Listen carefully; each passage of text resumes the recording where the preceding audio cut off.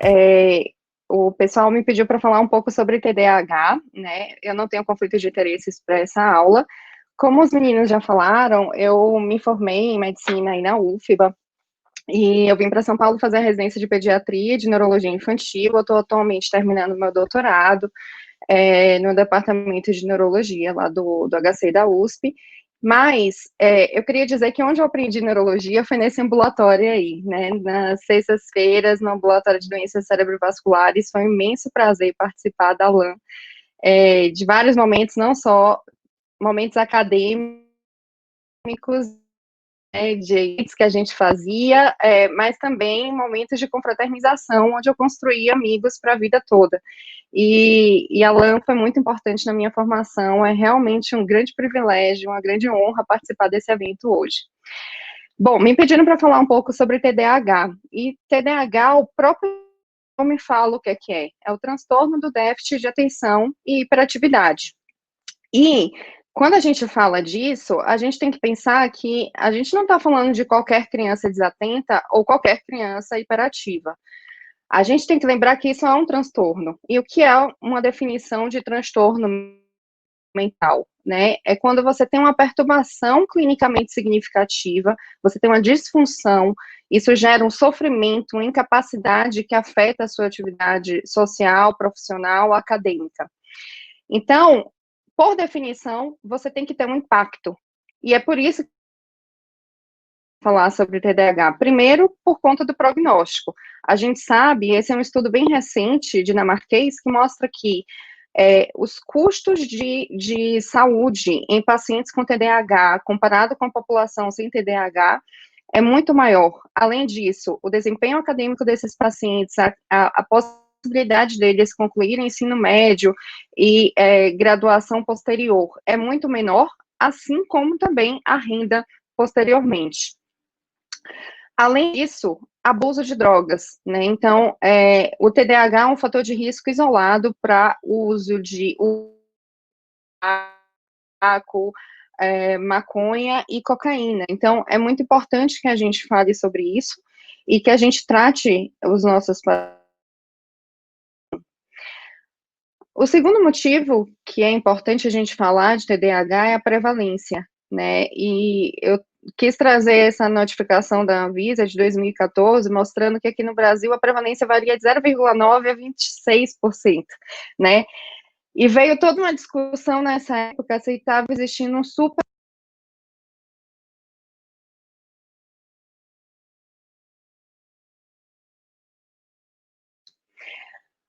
Mas, assim, a gente conclui que é um transtorno do neurodesenvolvimento mais comum, né? A prevalência dele, estimada em estudos americanos, é de 7,2% da população, variando em alguns estudos até 15%.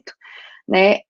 Abaixo dos 5 anos, essa prevalência é de 2,4%, na adolescência, na infância, acima dos 2 anos, até os 17, de 8,4%, e na idade adulta, de 2,5%. Existe uma prevalência maior no sexo masculino, né? E aqui esse estudo eu acho ele bem interessante e que ele mostra a evolução dos critérios de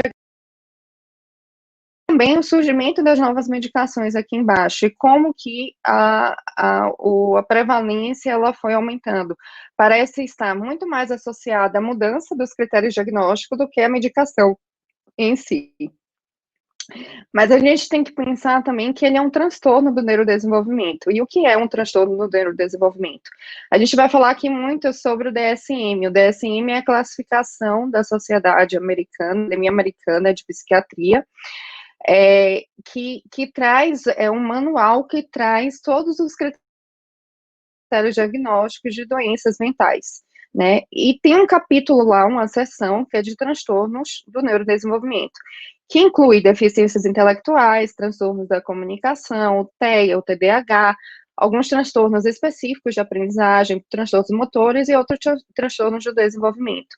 Uma outra forma da gente classificar é através do CID-10, que a gente tanto usa, né? E o DSM, ele traz a numeração do CID-10 ao lado de cada definição também. E aqui a gente tem o TDAH, ele fica dentro dos transtornos hipercinéticos, né? O F90. Bom, então, para ser um transtorno do neurodesenvolvimento, a definição é que esses transtornos eles têm que se manifestar desde cedo no desenvolvimento, né? Em geral, antes da criança ingressar na escola. Ele não exclui a possibilidade da criança ter dois transtornos do neurodesenvolvimento associados. E aí, o entendimento hoje de um transtorno no neurodesenvolvimento, quando a gente tem cada vez mais estudos de ressonância funcional, é que você tem um problema de conectividade, né?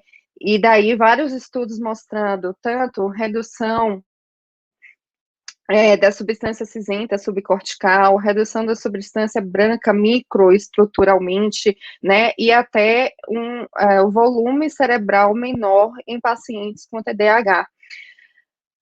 Então, a gente fala de TDAH, a gente fala de um distúrbio de conectividade, em que a gente vai ter alguns domínios cognitivos, ou isso vai variar de paciente para paciente, né? Então, alguns pacientes vão ter a disfunção de vários domínios cognitivos, outros não, né? Mas especialmente da atenção, da função executiva, né? Do controle inibitório e do planejamento. E aqui eu acho bem interessante, né, a gente ver quantas vias elas estão associadas, né, quantas vias já foram estudadas e já foram demonstradas haver disfunção nessas vias. São vias que estão principalmente associadas à função executiva, atenção e planejamento. E, como eu falei, depende de cada paciente, né, qual o domínio cognitivo vai estar afetado, e isso gera uma heterogeneidade também da apresentação clínica. Para a gente entender bem o TDAH, eu acho que é interessante a gente ver essa linha aí do tempo, né. Classicamente se fala que o primeiro caso mais bem descrito de TDAH foi de 1912, que poderiam ser de um paciente com TDAH desde 1775, né? Mas veja a evolução, né? O DSM-2 ele já trazia transtornos hipercinéticos, mas foi apenas na década de 80, quando a gente tem o DSM-3, em que o primeiro critério diagnóstico mesmo é operacionalizado, né? Que é desenvolvido. E daí a gente começa a era da gente falar de TDAH mesmo, né? Depois a gente teve o DSM-4, o DSM-5, o CID, ele também foi evoluindo, mas a gente classicamente usa mais o DSM, né, para essa classificação. E daqui é legal a gente ver também, né, que o metilfenidato, por exemplo, ele foi usado desde a década de 60 para transtornos comportamentais em crianças, né, terapia cognitivo-comportamental e terapia parental, aí também desde a década de 60, então eu acho muito legal a gente ver essa evolução, né, e aí mais para o fim, chegando depois dos anos 2000, como que foi evoluindo também a questão molecular, os estudos com ressonâncias funcionais, né, e vendo, tentando entender melhor a fisiopatogenia dessa doença, o que está implicado nela. Mas tem uma coisa que não mudou, né, o diagnóstico do TDAH é um diagnóstico clínico. E aí, a gente vai para a segunda parte do nome, né, o que é que são sintomas de comprometimento da atenção e da hiperatividade e impulsividade. Voltamos lá, então, ao DSM. E aqui eu vou trazer, então, quais são esses sintomas, né? Então, sintomas de inatenção. É aquele paciente que deixa de prestar atenção em detalhes, comete erros por descuido, né, nas atividades escolares, no trabalho, em outras atividades. Então, por exemplo, é aquele aluno que deixa uma questão no meio da prova em branco, né, que também vai pulando algumas frases. Paciente que tem dificuldade para manter atenção em tarefas e jogos. Pacientes que não parece que não escuta quando chama ele, isso é uma queixa muito comum das mães. Pacientes que não conseguem seguir instruções, né, não terminam os deveres escolares, as tarefas domésticas, então, sempre começa uma coisa e para aquilo no meio não conclui. Paciente que tem dificuldade para organizar, para planejar tarefas, né, pacientes que evitam, relutam em se envolver em tarefa que exijam um esforço mental em um período de tempo longo, principalmente os deveres de casa, tarefas escolares, aqui a gente falando mais da parte pediátrica. O paciente perde as coisas, né, então é muito comum, assim, uma pergunta clássica na hora que a gente está fazendo a anamnese de um paciente com TDAH e provavelmente vai aparecer, né, não, tenho que comprar lápis para esse menino a cada 2 meses, porque ele perde todos, né. Aquele paciente que é o paciente do mundo da lua, que isso caracteriza muito, né, o TDAH, isso ficou muito característico, né, aquele paciente que se distrai facilmente, você está conversando com ele e você tem que chamar a atenção, e paciente que esquece as atividades diárias. Com relação aos sintomas de hiperatividade e impulsividade, né, aquele paciente está sempre balançando a perna, sempre agitado, e isso é importante a gente diferenciar de outros transtornos hipercinéticos. Então, a doutora Nayara vai falar, por exemplo, do TEA, e vai citar as estereotipias, a TEA, que é diferente do paciente com TDAH, né, o paciente com TDAH, ele não tem os movimentos, não são estereotipados, né, ele é agitado, mas não é estereotipado.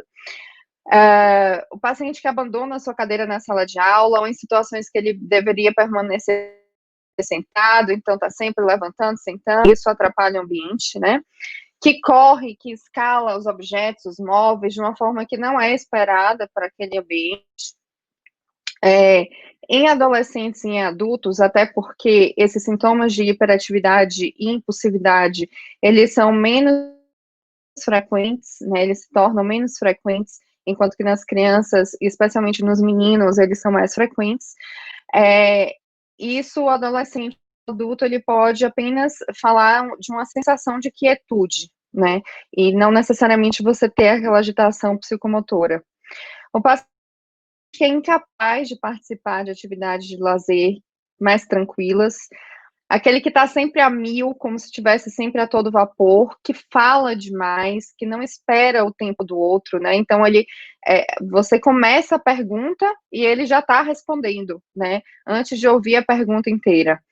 Não consegue esperar a sua vez, então, está numa fila, está no momento de espera e não consegue esperar isso, interrompe ou se intromete nos assuntos dos outros, como brincadeiras, conversa das outras pessoas, está sempre ali se intrometendo. Então, para a gente fazer esse diagnóstico, né, a gente viu os sintomas de desatenção, sintomas de hiperatividade e impulsividade, mas para a gente fazer o diagnóstico, a gente tem que preencher aí todos esses pré-requisitos, né, esses critérios de A a E. E aí, o que é que a gente tem que ter? Né, um padrão persistente de desatenção e ou hiperatividade, eu vou explicar por que pode ser e ou, que vai interferir no funcionamento e no desenvolvimento dentro daqueles critérios de desatenção ou de hiperatividade e impulsividade, né? Esses sintomas, eles deveriam estar presentes antes dos 12 anos de idade. Vários desses sintomas estão presentes em 2 ou mais ambientes. Os sintomas interferem no funcionamento social, acadêmico, profissional, ou reduzem a qualidade desse desempenho, e eles não ocorrem exclusivamente durante o curso de algum outro transtorno mental, tá? Então, a apresentação clínica, ela pode ser combinada quando você tem sintomas de desatenção e de hiperatividade e impulsividade, ou o paciente, ele pode não ter 6 daqueles sintomas de, por exemplo, hiperatividade e impulsividade, então ele vai ter um predomínio desatento, e quando ele não tem 6 dos sintomas de desatenção, ele vai ter um predomínio hiperativo impulsivo, tá? Antes se chamava isso de subtipo, né? Mas no DSM-5 isso mudou para apresentação. Então, para fechar o critério diagnóstico, a gente tem que ter 6 ou mais sintomas de desatenção e ou de hiperatividade e impulsividade, né? Se forem os dois, vai ser combinado, se não, vai ser predominantemente desatento ou predominantemente hiperativo e impulsivo, né? O início antes dos 12 anos de idade, a presença em mais de um ambiente, a interferência no funcionamento, na produtividade do paciente e a exclusão de outros diagnósticos. Eu acho que é muito importante frisar isso daqui, porque muitas vezes a gente vê pacientes que os pais trazem queixas, se a gente for pensar apenas nos sintomas de hiperatividade, o paciente poderia até fechar critério, mas a gente tem que ficar muito atento se isso está presente em mais de um ambiente, né? Então, por exemplo, se o paciente, esses sintomas, eles são queixas, por exemplo, da escola, mas em casa, nas outras atividades que ele faz extracurriculares, não existe nenhuma queixa de desatenção, o rendimento dele nas outras atividades está bom, então a gente tem que olhar se aquele ambiente na escola, ele está sendo um ambiente adequado para o paciente, se tem alguma coisa acontecendo ali, ele está sofrendo bullying, né, ele está com um déficit visual, por exemplo, que ele não está conseguindo acompanhar a sala de aula e por isso as notas dele não estão boas e na verdade não ser um TDAH, então é muito importante que isso seja visto na anamnese. E aí, as comorbidades, é um pouco curioso isso, porque o DSM, ele não exclui outras doenças, né, do neurodesenvolvimento, e apenas outros transtornos mentais, especialmente esquizofrenia, psicose, né, depressão, mas eles podem estar comórbidos e não é incomum você ter essa comorbidade. Então, os transtornos mais comuns de você ter junto com o TDAH são os transtornos de aprendizado, então, por exemplo, dislexia, descalculia, né, transtorno desafiador opositor é muito comum, transtornos de conduta, tics, dificultar também o diagnóstico, né, porque é um paciente já agitado, então se não fica muito bem caracterizado. Transtornos do sono são muito comuns como comorbidade, síndrome das pernas inquietas, vários estudos trazendo isso, transtornos do humor, ansiedade, que muitas vezes você não sabe quem que veio primeiro, né, então a criança que é muito ansiosa e que está com rendimento escolar ruim e que está um pouco mais desatenta, preenche critério para TDAH e a gente, ela pode ter comorbidade, né, isso não exclui, né, e o abuso de drogas e álcool, principalmente aí na população adulta, né? E aí eu queria trazer um pouco, puxando a sardinha para o lado neuropediátrico, né, as particularidades da consulta neuropediátrica que a gente não pode esquecer, né? Então, na anamnese, a anamnese aqui é um ponto fundamental, né, da gente conseguir fazer o diagnóstico, para a gente concluir o diagnóstico do TDAH. Então, além da caracterização dos sintomas, como a gente já falou aqui, né, então, ver há quanto tempo, tem mais de 6 meses, isso se iniciou antes dos 12 anos, né, ele preenche aqueles 6 ou mais sintomas de hiperatividade, impulsividade ou desatenção, né, esse sintoma ele está presente em mais de 2 ambientes, então, normalmente, a gente sempre avalia casa e escola, mas lembrar que se o paciente ele passa metade da semana na casa da avó, por exemplo, é essencial que a gente tenha informação de como que é na casa da avó.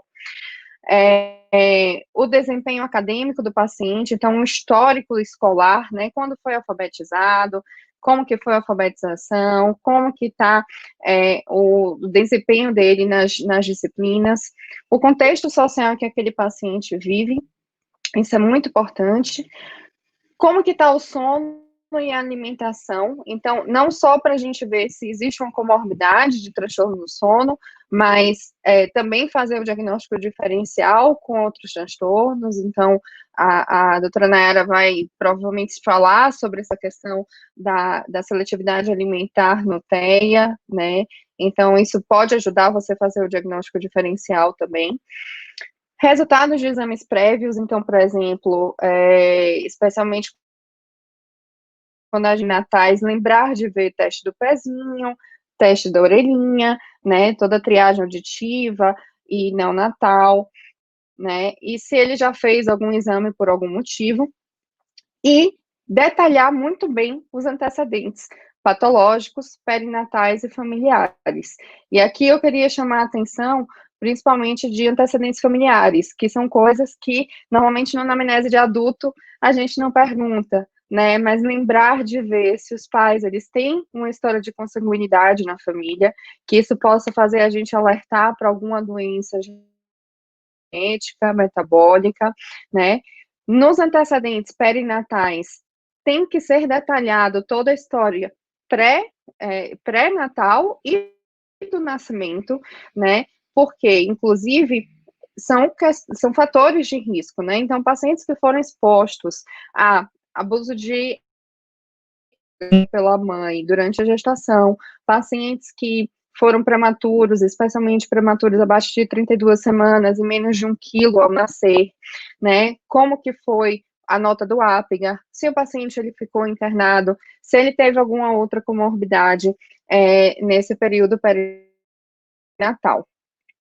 E aí, uma coisa que depois a gente não pode deixar de fazer na consulta neuropediátrica é a caracterização dos marcos do desenvolvimento, né? Normalmente a gente não encontra alterações no TDAH no desenvolvimento. E eu quis trazer aqui a escala de Denver, que ela deveria estar presente em toda a consulta pediátrica, porque ela é uma escala de triagem que a gente detecta que há um atraso em uma área, caracterizando um atraso global do desenvolvimento ou um atraso específico do desenvolvimento, né? E se a gente encontra isso na nossa anamnese, a gente pode acender também uma luz para um diagnóstico diferencial, né? Então, a escala de Denver, ela vai desde o nascimento até os 6 anos de vida, né? Ela se divide nessas 4 grandes áreas do desenvolvimento da criança, né, motor fino, motor grosso, linguagem pessoal e social,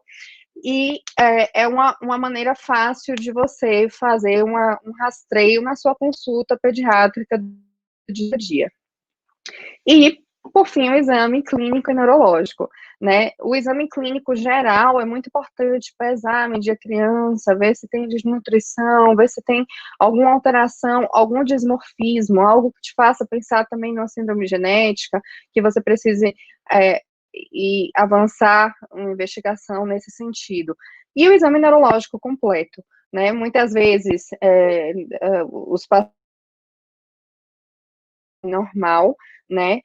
Mas lembrar que muitas vezes você pega algumas alterações motoras que poderiam passar batida no paciente que foi prematuro, né, enfim, caracterizando aí uma paralisia cerebral, enfim, comorbidades que podem estar presentes também. Lembrar que aqui é muito importante, durante esse momento de avaliação, a depender da idade do paciente, óbvio, né, você lembrar de fazer a avaliação, tentar fazer um pouco avaliação cognitiva, então tentar fazer cálculos, né, coisas simples que você pode fazer no consultório, numa consulta rápida, né, então pedir para o paciente ler, pedir para o paciente fazer cálculos, desenho, ver a psicomotricidade, né, então isso tudo também é bem diferente do que a gente faz em adultos, mas está presente na consulta neuropediátrica. Então, o diagnóstico ele é clínico, porém, muitas vezes a gente vai precisar de apoio, precisa que o paciente, a família ou a escola, enfim, respondam em escalas e relatórios para a gente. Muitas vezes a gente precisa de uma avaliação neuropsicológica, né, e eu acho muito bacana quando a gente tem esse apoio, não é todo mundo que tem essa disponibilidade de encaminhar para uma neuropsicóloga. Para quem não sabe o que é uma neuropsicóloga, é uma psicóloga especializada, né, ela faz a especialização em neuropsicologia, e ela aplica avaliações, né, com instrumentos, escalas bem definidas para aquela idade e direcionadas para a nossa queixa, né. Então, muitas vezes a gente fica um pouco na dúvida se aquele paciente tem uma deficiência intelectual, por exemplo, né, então ela vai avaliar a inteligência.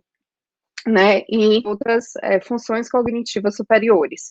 O relatório escolar, ele é fundamental, né, é fundamental, mesmo criança pequena que está em creche, a gente precisa ouvir como que é essa criança em mais de um ambiente. Então, é a melhor forma de você conseguir essa informação, né?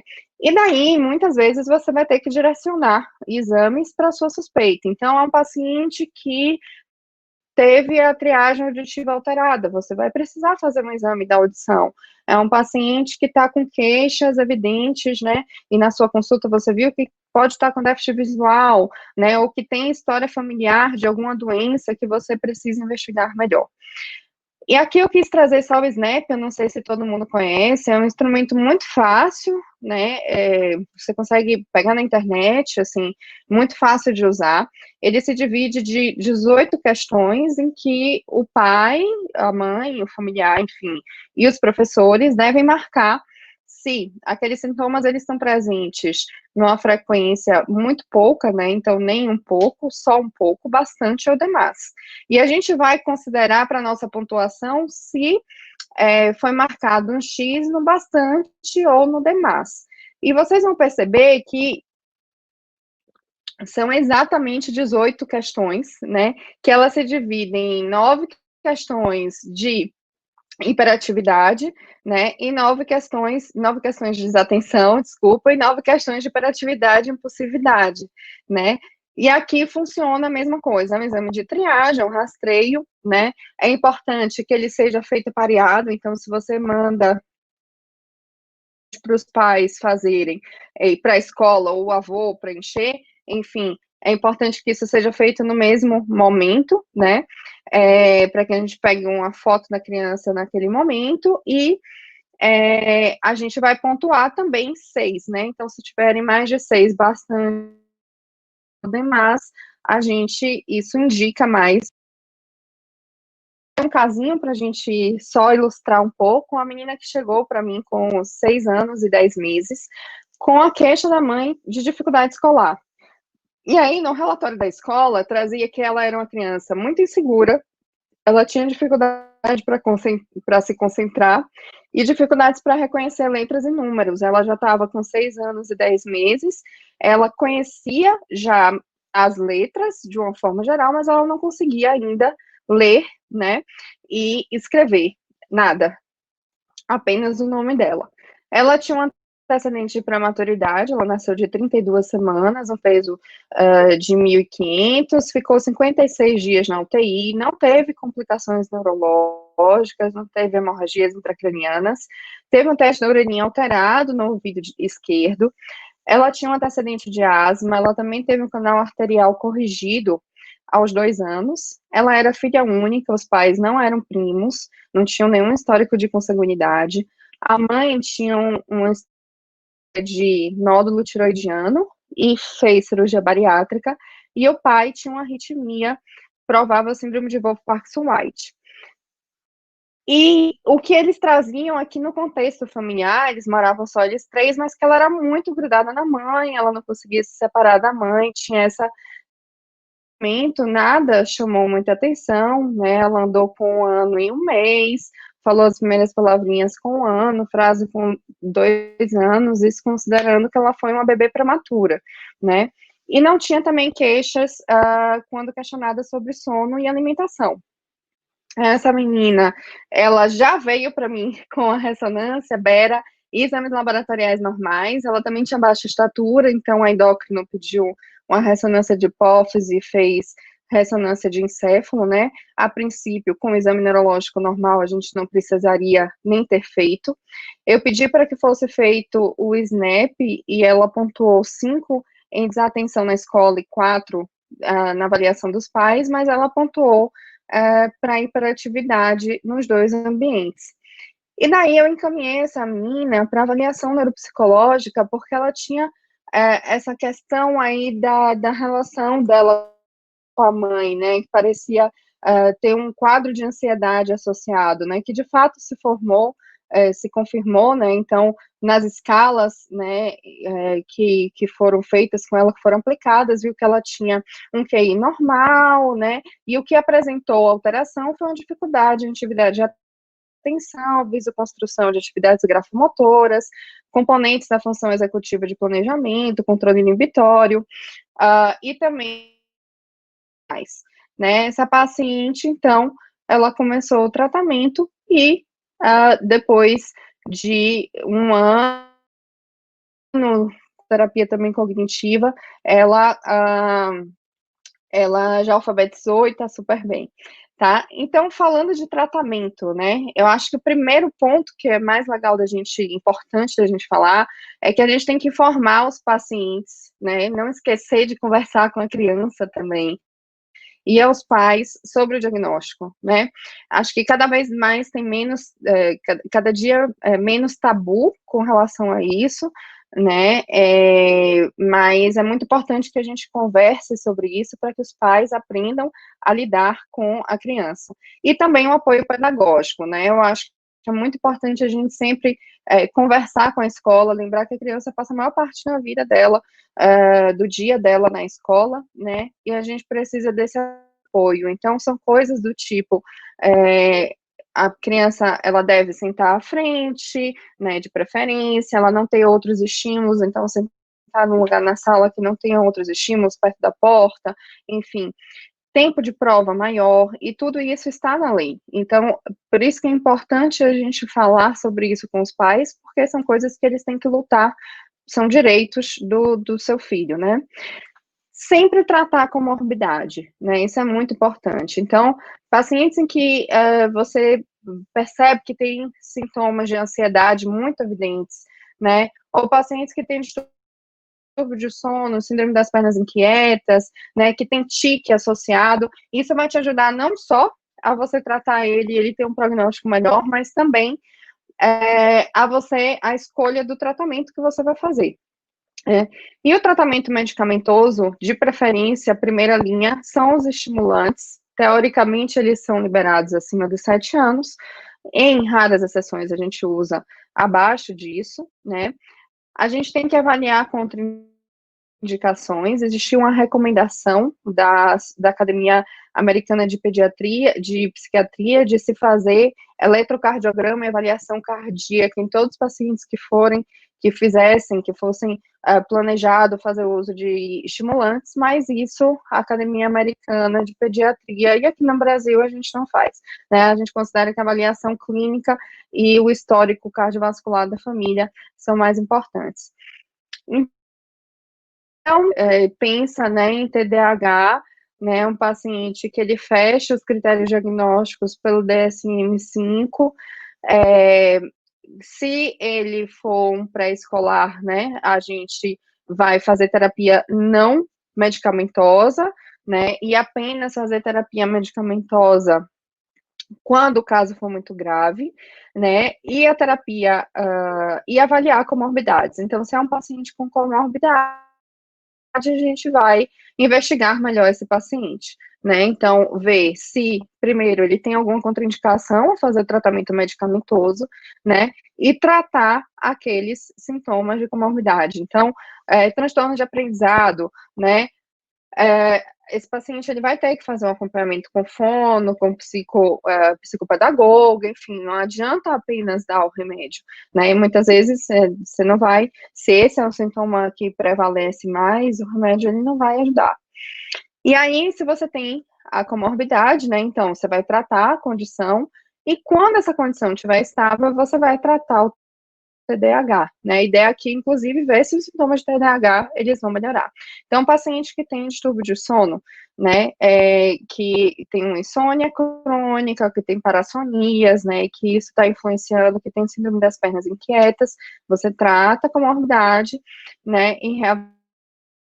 Ansiedade é a mesma coisa. Então, primeiro trata a ansiedade, primeiro você vai dar um antidepressivo, enfim, fazer terapia cognitivo-comportamental, qual que for o tratamento que for, e a partir daí você vai tratar o TDAH. Isso é regra? Não, tem exceções, né? Se os sintomas de TDAH eles estão muito exuberantes, você pode começar junto também, né? E aí você vai partir, se ele não tem contraindicação para o estimulante, né? Então, tem mais de 7 anos e não tem outras contraindicações que são principalmente, né, alterações cardíacas, você vai iniciar com o estimulante. Na infância, a gente usa o metilfenidato, né? A gente não usa tanto as anfetaminas, mas usamos cada vez mais. O metilfenidato entrou no mercado primeiro, está no mercado há mais tempo, os pais se sentem mais seguros, né? E é o que tem no SUS. Então, para quem trabalha no SUS, a gente tem o metilfenidato de ação curta, né? E aí eles vão se dividir, né, a depender do tempo de ação, em ação curta, intermediária ou longa ação, e daí você tem que avaliar a resposta do seu paciente, né? E um problema muito comum que acontece é aquele paciente, mesmo sem ele estar com efeito colateral, você teve uma melhorazinha, o paciente já teve um desempenho acadêmico melhor, mas se você não trata ele bem, né, você não chega numa dose otimizada na medicação, você fica em subdose, e aqueles todos os outros problemas que a gente conversou antes de prognóstico, eles podem ficar, eles podem ter consequências no futuro, né? Aqui, são as doses, isso aí é de fácil acesso hoje em dia, né? E só um pouco mais de tratamento, né? O que é que vai influenciar, então, a sua escolha, né? Dentro dessas classes de medicamentos. Primeiro, que eu não pus aqui, mas é a sua experiência, né? O que é que você experiência? Se isso conta muito porque você precisa compartilhar com os pais, né, aquele tratamento que está sendo feito, então isso conta muito. Né, segundo a idade, então, como eu falei, os estimulantes, eles não são aprovados, teoricamente, para crianças abaixo de 7 anos. Criança que está lá com 6 anos, gordinha, né, que é um peso maior e tudo, você quer conversar com os pais? Não tem problema, né? Mas não é o indicado. Segundo ponto, custo. O paciente não tem condições de comprar, vai pegar no SUS, só tem um metilfenidato de 10 miligramas de curta ação. Né? Número de tomadas. Então, se é um paciente que ele não quer, estuda tarde, não quer tomar remédio na escola, então é tempo integral, né? Então, os medicamentos de longa duração, eles são mais indicados. E a presença de efeitos colaterais. Não é incomum um paciente ficou super bem com metilfenidato de curta duração, vai tentar usar o de longa duração, não se dá bem, e daí a gente troca para outra classe terapêutica, para outra classe de estimulante, e daí ele vai melhor, né? Tratamento não medicamentoso, né? Então, a terapia comportamental é muito bem estudada, né? E o que hoje a gente vê nos estudos de meta-análise mais recentes é que o tratamento multimodal, ele é o ideal, né? Então, não deixar de dar o psicoestimulante quando o paciente tem indicação e ficar só na terapia, né? Mas a terapia, especialmente se o paciente tem alguma outra comorbidade, ele também vai ser muito importante. E o apoio pedagógico, como eu já tinha falado da escola.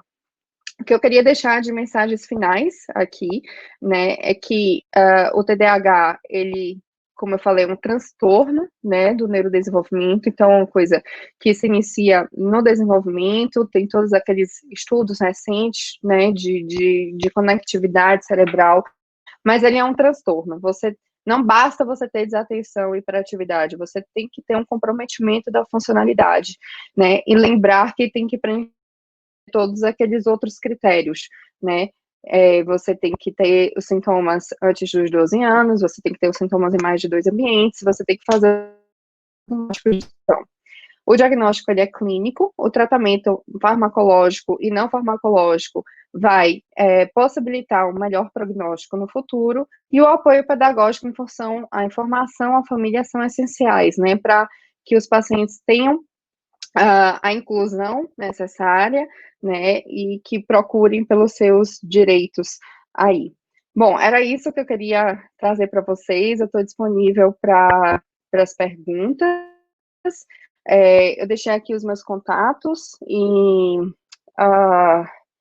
E eu queria mais uma vez agradecer a oportunidade de conversar aqui com vocês, trazer um pouquinho de neuropediatria, de um tema que é extremamente prevalente, eu acho que é muito importante de se falar, e agradecer o carinho de todos os ligantes da LAN pelo convite.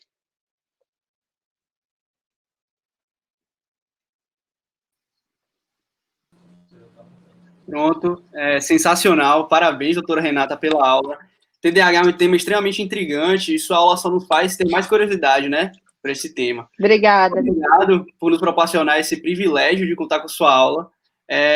Temos muito orgulho, né, saber que a senhora é ex-ligante, faz parte da história da LAN. Então, vamos agora para o momento de dúvidas, né? Vamos ver o que o pessoal comentou aqui. Doutor, o nosso chat bombou de perguntas. A gente selecionou Perfeito. aqui algumas, porque creio que foram mais de 20 perguntas, tá? Então, a primeira é essa aqui, de Sibeli Bezerra. É possível uma pessoa diagnosticada com TDAH ter o QI acima da média? E se sim, como pode ser explicado isso?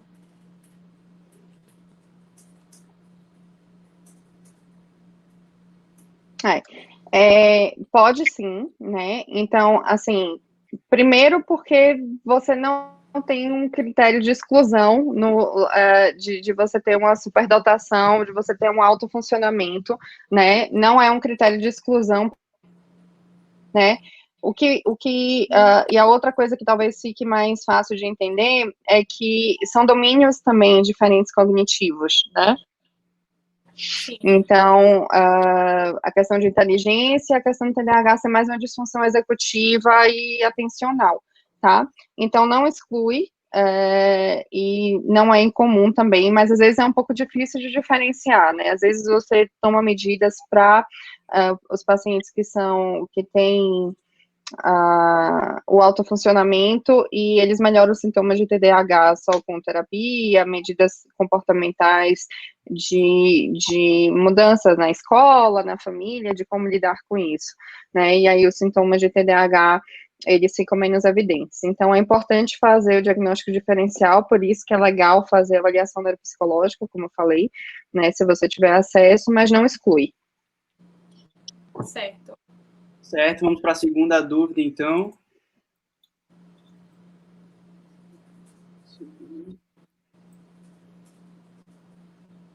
Foi, Dan? Não estou conseguindo selecionar aqui, então eu vou falar a dúvida. A dúvida de Tabata Alves. Ela perguntou assim, doutora, o que a senhora acha do uso de canabidiol para tratar TDAH? Tá. Não existe nenhum estudo que comprove o uso do canabidiol para o tratamento do TDAH ainda, né? Então, eu não uso e eu acho que não está indicado diante do que a gente tem de evidência científica. Certo.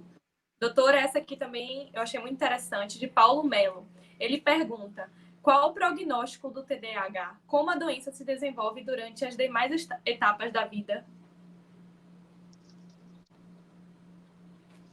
Ótimo. Isso alguém ter perguntado, porque eu não falei muito de adultos, né? E eu vou aproveitar esse espaço, então, para falar um pouquinho, porque tem uma coisa até que diferencia no critério diagnóstico de adulto, em vez de 6 ou mais sintomas, são 5 ou mais sintomas. Então, acima dos 17 anos, são 5 ou mais sintomas de hiperatividade e impulsividade ou de desatenção, certo? E o que é mais interessante a gente ver é a evolução principal é que os sintomas de hiperatividade e impulsividade, eles vão reduzindo em frequência e intensidade, né, e os pacientes adolescentes e adultos, eles são, principalmente, eles têm um predomínio mais de desatenção, né, então, não é incomum isso acontecer, então, isso, inclusive, a gente vê no consultório, no dia a dia, né, paciente tratado ou não, em que os pais chegam falando assim, ele era um capeta quando era criança, né, não parava quieto e tal, e não tem nenhum sintoma na atualidade de hiperatividade e impulsividade, idade, mas tem os sintomas de desatenção, tem a questão de não ter um rendimento no trabalho ou acadêmico favorável, né? E com relação ao prognóstico mais a longo prazo, o que os estudos mostram são pacientes que estão mais propensos, né, a ter anos de escolaridade menores, renda menor, e também abuso de, né, tanto listas quanto ilícitas. Então, são pacientes que se envolvem mais até em crimes, né, existem alguns estudos mostrando isso. Então, por isso que é importante a gente saber disso e tratar bem os pacientes. Ótimo, professora. O padrão também diferencia a depender da idade, né? Se é mais para hiperatividade ou se é mais para déficit de atenção ou impulsividade. Não entendi, Diana, no início da pergunta. A depender da idade, tanto da criança quanto do adulto, o déficit que mais acomete, ele também se diferencia. Isso. Ele também... Isso. Então, a hiperatividade e impulsividade é mais comum em crianças pequenas e também mais comum em meninos, né? Então, às vezes, os sintomas de hiperatividade e impulsividade, eles são menos evidentes nas meninas, e em adultos, a desatenção, adolescentes e adultos, né? Tá bom. A próxima, Dan. Próxima dúvida, de Júlia Corrêa. O tratamento através de métodos pedagógicos tem eficácia comprovada? E aí eu vou adicionar também uma dúvida minha, se o tratamento pedagógico pode ser feito de forma isolada, mas acredito que a senhora também respondeu essa pergunta durante a apresentação. Tá.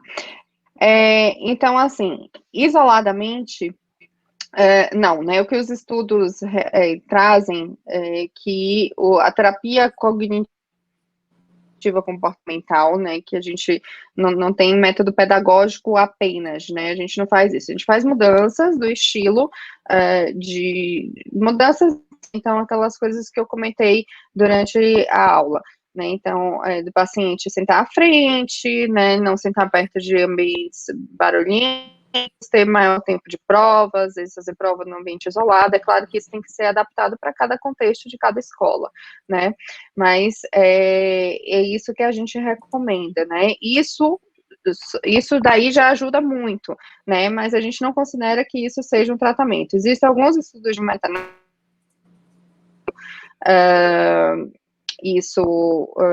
tão profundamente, né, mas alguns estudos de meta-análise recentes, de 2015 para cá, mostrando que o tratamento multimodal, ele é o ideal, né, então o tratamento farmacológico associado à psicoterapia tão evidente, tá? Tá bom, obrigado. Selecionar mais alguma dúvida? Temos tempo ainda, né? Temos sim.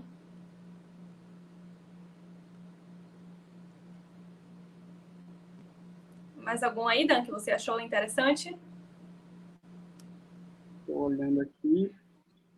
Achei esse aqui interessante, de Matheus Lopes. Não estou conseguindo selecionar a pergunta, mas ele perguntou assim: como saber se a criança tem TDAH isolado, ansiedade ou algum outro transtorno isolado, ou se tem ambos? Só através de critérios clínicos ou se faz teste terapêutico?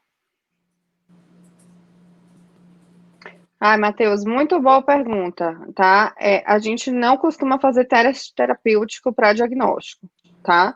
Então, a gente não dá o remédio para ver se responde, e daí você fala que isso é um TDAH, tá? O diagnóstico de TDAH é a gente seguindo os critérios do DSM ou do CID, né? Aqui no Brasil a gente usa o DSM, eu gosto do DSM também, mas o diagnóstico é assim que se faz, tá? Não adianta você dar se você fica muito na dúvida, né, se existe um transtorno de ansiedade isolado, até para saber associado, até para saber o que é que você vai tratar primeiro, quais são os sintomas que estão pegando mais ali naquela criança, eu acho que uma avaliação neuropsicológica, ela é muito, né, se você tiver disponibilidade de fazer isso, porque você você consegue objetivar melhor as queixas do paciente à medida que você aplica as escalas, né, e que você tem uma pontuação para isso. Além disso, você depois pode comparar também, né? Então, você faz uma reavaliação neuropsicológica e vê se com aquele tratamento que você instituiu, então, se você optou por tratar a ansiedade, que te pareceu que era um sintoma mais evidente, naquele momento, você refaz a avaliação neuropsicológica e vê se houve melhora ou não, tá? Então, essa é a forma de fazer. Às vezes é bem difícil diferenciar mesmo, né? Então, tentar ver o que é que está pegando mais, né? Então, sempre lembrar de ouvir mais de um ambiente, né? Então, na escola, os sintomas de TDAH são mais evidentes, mas em casa, não. Então, aquele caso que eu mostrei foi muito isso, né? Por exemplo, né? Aquela menina, ela tinha uma relação com a mãe, parecia... A mãe foi se internar para fazer a cirurgia bariátrica, ela ficou desesperada em casa, sozinha, né? E parecia ter um transtorno de ansiedade ali que era muito evidente também, né? Eu optei naquele momento por tratar o TDAH e deu certo, né? Talvez não desse, a gente vai e volta, né? Mas não como teste terapêutico, né? Ela preenchia critério de TDAH e tinha sintomas de ansiedade. Como teste terapêutico, não. Mas fechando os critérios mesmo bonitinho. Na pior das hipóteses, né, você pode contar com a ajuda de algum outro colega também, não só o neuropsicólogo, mas se você está muito na dúvida, às vezes pedir uma opinião do psiquiatra, né, não se angustia com o caso que está te angustiando, nem sai dando remédio à torta e à direito, né, então tenta fazer o diagnóstico certinho, porque senão depois isso se embola tanto e o paciente tem efeito colateral, você gastou aquele remédio, né, é complicado isso, então tenta fazer direitinho o stepwise para que o paciente não se prejudique depois. Certo, doutora. A última dúvida agora é essa de Marcos Baruchi. Ele pergunta: quais as consequências de um TDAH não tratado para a vida adulta?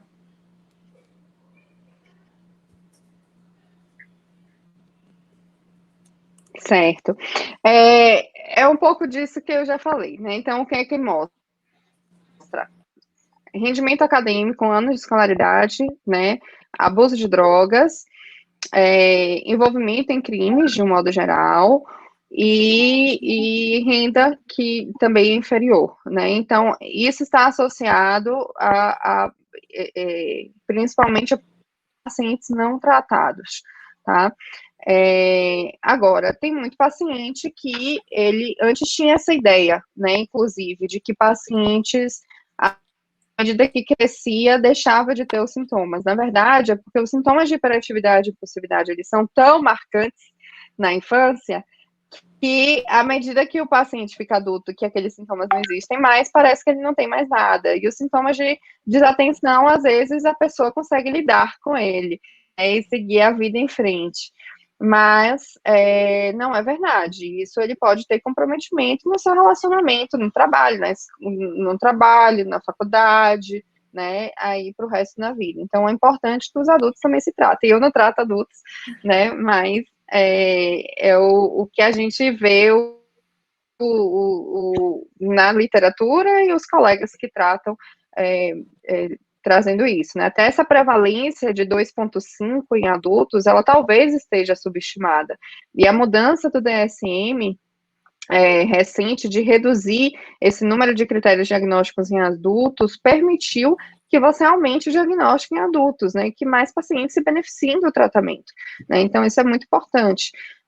Talvez mais alguma coisa para o futuro precise ser mudada em termos de critério diagnóstico para a população adulta também, né, mas por enquanto é o que a gente tem e isso já ajudou, né. Ótimo, doutora. Ótimo, doutora, muito obrigado, sensacional toda a sua apresentação, essa parte de tirar dúvidas também foi muito boa.